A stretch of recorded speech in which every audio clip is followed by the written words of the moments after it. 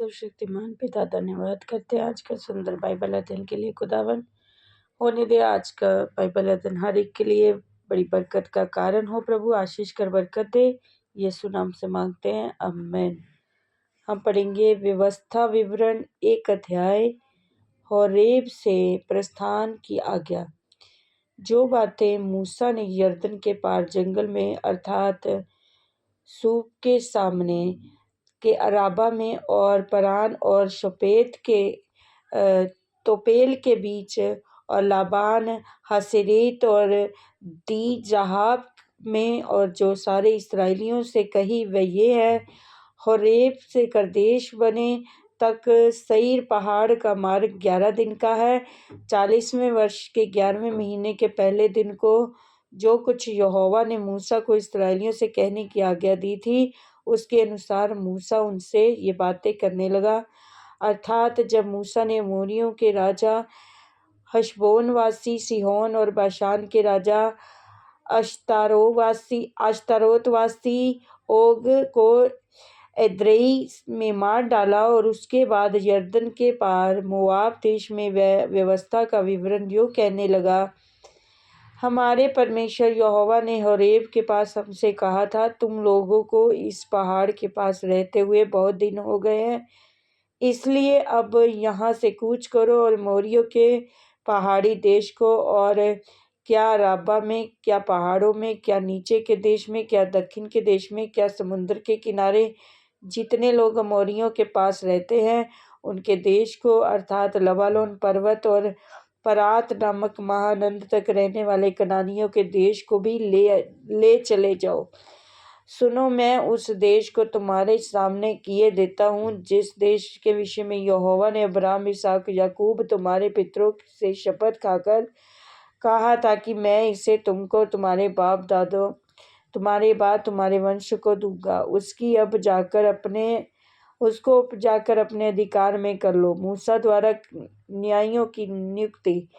फिर उसी समय मैंने तुमसे कहा, मैं तुम्हारा भार अकेले नहीं उठा सकता, क्योंकि तुम्हारे परमेश्वर यहोवा ने तुमको यहाँ तक बढ़ाया है।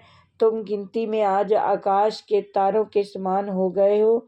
तुम्हारे पितरों का परमेश्वर तुमको 1000 गुना और भी बढ़ाए और अपने वचन के अनुसार तुमको आशीष भी देता रहे। परंतु तुम्हारे झंझट, बोझ और रगड़े झगड़े को मैं अकेला नहीं सह सकता, इसलिए तुम अपने अपने गोत्र में से बुद्धिमान, समझदार और प्रसिद्ध पुरुष चुन लो और मैं उन्हें तुम पर मुखिया ठहराऊंगा। इसके उत्तर में तुमने मुझसे कहा, जो कुछ तू हमसे कहता है उसका करना अच्छा है, इसलिए मैंने तुम्हारे गोत्रों के मुख्य मुख्य पुरुषों को, जो बुद्धिमान और प्रसिद्ध पुरुष वे, चुनकर तुम पर मुखिया नियुक्त किया, और 1000 1000, 100 100, 50 50 और 10 10 के ऊपर प्रधान और तुम्हारे गोत्रों के सरदार भी नियुक्त किए। और उस समय मैं तुम्हारे न्यायियों को आज्ञा दी, और तुम अपने भाइयों के मुकदमे सुना करो और उनके बीच में उनके पड़ोसियों और परदेशियों के भी धर्म से न्याय किया करो। और न्याय करते समय किसी का पक्ष ना करना, जैसे बड़े को वैसे ही छोटे मनुष्य को भी सुनना। किसी का मुंह देखकर ना डरना, क्योंकि न्याय परमेश्वर का काम है, और जो मुकदमा तुम्हारे लिए कठिन हो वह मेरे पास ले आना, मैं उसे सुनूंगा। और मैंने उसी समय तुम्हारे सारे कर्तव्य तुमको बता दिए। बेदियों का भेजा जाना। हम होरेब से कूच करके अपने परमेश्वर यहोवा की आज्ञा के अनुसार उस बड़े भयानक जंगल में होकर चले जिसे तुमने अमोरियों के पहाड़ी देश के मार्ग में देखा। और हम कादेश बने तक आए, और वहां मैंने तुमसे कहा, तुम अमोरियों के पहाड़ी देश तक आ गए हो जिसको हमारा परमेश्वर यहोवा हमें देता है। देखो, उस देश को तुम्हारा परमेश्वर यहोवा तुम्हारे सामने किए देता है, इसलिए अपने पितरों के परमेश्वर यहोवा के वचन के अनुसार उस पर चढ़ो और अपने अधिकार में ले लो। और ना तो तुम डरो, ना तुम्हारा मन कच्चा हो, और तुम सब मेरे पास आकर कहने लगे, हम अपने आगे पुरुषों को भेज देंगे जो उस देश का पता लगाकर हमको ये संदेश दे कि कौन सा मार्ग से होकर चलना होगा, किस किस नगर में प्रवेश करना पड़ेगा। इस बात से प्रसन्न होकर मैंने तुम में से 12 पुरुष और गोत्र के पीछे एक पुरुष चुन लिया और वे पहाड़ पर चढ़ गए। अश्कोल नामक नाले को पहुंचकर उस देश का भेद लिया और उस देश के फलों में से कुछ हाथ में लेकर हमारे पास आए और हमको ये संदेश दिया कि जो देश हमारा परमेश्वर यहोवा हमें देता है वह अच्छा है। तो भी तुमने वहां जाने से मना किया, किंतु अपने परमेश्वर यहोवा की आज्ञा के विरुद्ध होकर अपने अपने डेरे में ये कहकर कुड़कुड़ाने लगे कि यहोवा हमसे बैर रखता है। इस कारण हमको मिस्र देश से निकाल ले आया है कि हमको अमोरियों के वश में करके हमारा सत्यानाश कर डाले। हम किधर जाएं? हमारे भाइयों ने ये कह के हमारे मन को कच्चा कर दिया है कि वहाँ के लोग हमसे बड़े और लंबे हैं और वहाँ के नगर बड़े बड़े हैं और उनकी शहरपनाह आकाश से बातें करती हैं, और हमने वहाँ नाकवंशियों को भी देखा है। मैंने तुमसे कहा, उनके कारण भय मत खाओ, ना डरो। तुम्हारा परमेश्वर यहोवा जो तुम्हारे आगे आगे चलता है, वे आप तुम्हारी ओर से लड़ेगा, जैसे कि उसने मिस्र में तुम्हारे देखते तुम्हारे लिए किया।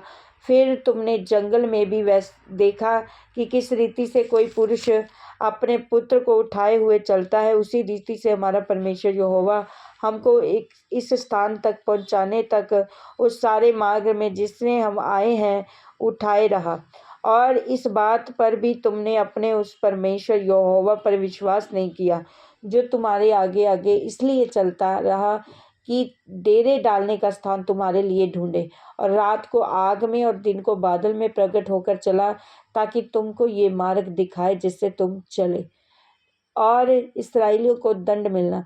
परंतु तुम्हारी ये बातें सुनकर यहोवा का कोप भड़क उठा। उसने वे शपथ खाई, निश्चय इस बुरी पीढ़ी के मनुष्यों में से एक भी उस अच्छे देश को देखने ना पाएगा जिससे मैंने उनके पितरों को देने की शपथ खाई थी। ये पुण्य का पुत्र कालेब ही उसे देखने पाएगा। जिस भूमि पर उसके पांव पड़े हैं, उससे मैं उसको और उसके वंश को भी दूंगा, क्योंकि वे मेरे पीछे पूरी रीति से हो लिया है। और मुझ पर भी यहोवा तुम्हारे कारण क्रोधित हुआ और ये कहा, तू भी वहां जाने ना पाएगा। नून का पुत्र यहोशू जो तेरे सामने खड़ा रहता है, वह तो वहीं जाने पाएगा और वहां जाने पाएगा, इसलिए तू उनको हियाव दे, क्योंकि उस देश को इस्राएलियों के अधिकार में वही कर देगा। फिर तुम्हारे बाल बच्चे जिनके विषय में तुम ये कहते हो कि वे लूट में चले जाएंगे, तुम्हारे जो बच्चे अभी भले बुरे का भेद नहीं जानते, वे वहां प्रवेश करेंगे और उनको मैं ये देश दूंगा और वे उसके अधिकारी होंगे। परंतु तुम लोग घूम कर कूच करो और लाल समुद्र के मार्ग से जंगल की ओर जाओ। तब तुमने मुझसे कहा, हमने यहोवा के विरुद्ध पाप किया है, अब हम अपने परमेश्वर यहोवा की आज्ञा के अनुसार चढ़ाई करेंगे और लड़ेंगे। तब तुमने अपने अपने हथियार बांधकर पहाड़ पर बिना सोचे समझे चढ़ने को तैयार हो गए। और तब यहोवा ने मुझसे कहा, उनसे कह दे कि तुम मत चढ़ो, ना लड़ो, क्योंकि तुम्हारे मध्य में मैं नहीं हूँ। कहीं ऐसा ना हो कि तुम अपने शत्रुओं से हार जाओ। ये बात मैंने तुमसे कह दी, परंतु तुमने ना मानी, किंतु ढिठाई से यहोवा की आज्ञा का उल्लंघन करके पहाड़ पर चढ़ गए। तब उस पहाड़ के निवासी अमोरियों ने तुम्हारा सामने करने को निकलकर मधुमक्खियों के समान तुम्हारा पीछा किया और सईर देश के होर्मा तक तुम्हें मारते मारते चले आए। और तब तुम लौटकर यहोवा के सामने रोने लगे, परंतु यहोवा ने तुम्हारी ना सुनी, ना तुम्हारी बातों पर कान लगाया, और तुम कादेश बहुत दिनों तक पड़े रहे, और यहाँ तक कि एक युग हो गया। इस वचन के द्वारा प्रभु ब्लेस करेंगे। आमीन। सबको जय मसीह।